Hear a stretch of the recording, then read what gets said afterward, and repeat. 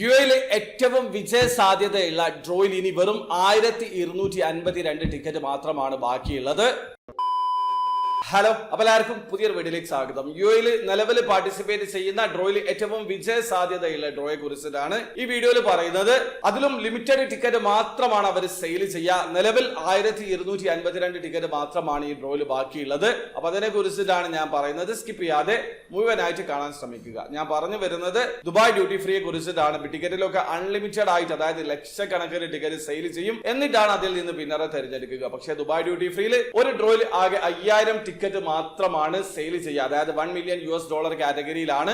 ആ ഒരു 5000 പേരിൽ നിന്ന് നിങ്ങൾക്ക് വിൻ ചെയ്യാനുള്ള അവസരമുണ്ട്. ഇപ്പോൾ ഓൾറെഡി സീരീസ് നമ്പർ MM474 ഡ്രോയുടെ ടിക്കറ്റുകൾ സെയിൽ ആയി കഴിഞ്ഞിട്ടുണ്ട്. ഇപ്പൊ നിങ്ങൾക്ക് സീരീസ് നമ്പർ MM475 അതുപോലെ തന്നെ സീരീസ് നമ്പർ MM476 ഡ്രോയിലേക്ക് പാർട്ടിസിപ്പേറ്റ് ചെയ്യാനുള്ള അവസരമുണ്ട്.